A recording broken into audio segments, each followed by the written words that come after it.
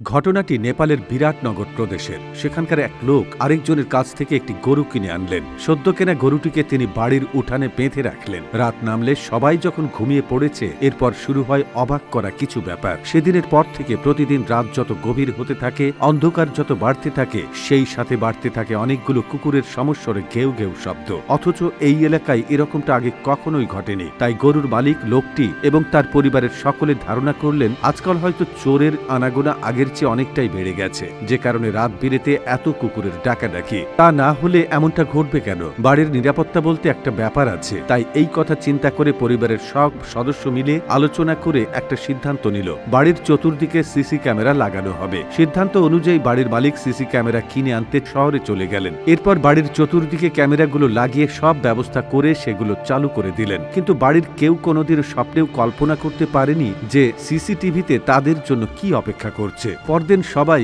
CCTV footage check করতে গিয়ে যা দেখতে পেল তা দেখে সবারই চোখ কপালে ওঠার অবস্থা। কেননা সেটা দেখার জন্য তারা মোটেও প্রস্তুত ছিল না। সিসি ক্যামেরার ফুটেজ চেক করে তারা দেখল বাড়ির উঠানে রাখা নতুন কেনা গরুটির পাশে একটি বিরাট আকারের চিতাবাঘ হেলে দুলে হেঁটে ঘুরে বেড়াচ্ছে। এরকম একটি ঘটনা নিজের বাড়ির উঠানে দেখলে যে কারোরই বাকরুদ্ধ হয়ে যাওয়ার কথা। বাড়ির সকলেই তেমনি হতবাক হয়ে গিয়েছিল। নিজের চোখকেও যেন বিশ্বাস করার মতো অবস্থা ছিল না তাদের। বিভিন্ন জল্পনা কল্পনার পর তাদের মনে যেসব প্রশ্ন জাগে তা হলো, এই চিতাবাঘ প্রতি রাতে কেন গরুটির চারপাশে শুধু ঘোরাঘুরি করে? কেন সে গরুটিকে শিকার করে না? সবাই মিলে এ প্রশ্নের উত্তর খুঁজতে শুরু করলো। যার কাছ থেকে গরুটি কেনা হয়েছিল উত্তর জানতে সবাই সোজা সেই লোকটির কাছেই চলে গেল। অবশেষে সেই লোকটির কাছ থেকে পুরো ঘটনার ব্যাখ্যা একদম পরিষ্কারভাবে পাওয়া গেল। মূল ব্যাপারটা হচ্ছে, চিতাবাঘটির জন্ম হওয়ার মাত্র কিছুদিন পরই তার মা চিতাবাঘিনী কোনো এক কারণে প্রাণ হারায়। কোনোভাবে এই গরুটি তার খোঁজ পায় এবং নিজের কাছে রাখে। আর তারপর থেকেই চিতাবাঘটি এই গরুর দুধ খেয়ে এই পৃথিবীতে টিকে আছে। তাই চিতাবাঘটি তাকে পৃথিবীতে বাঁচিয়ে রাখা সেই দুধ মাকে কখনোই ভুলে যায়নি। সে বনে জঙ্গলে যেখানেই থাকুক না কেন, প্রতি রাতেই চলে আসে তার দুধমা অর্থাৎ সেই গরুটির সাথে দেখা করতে।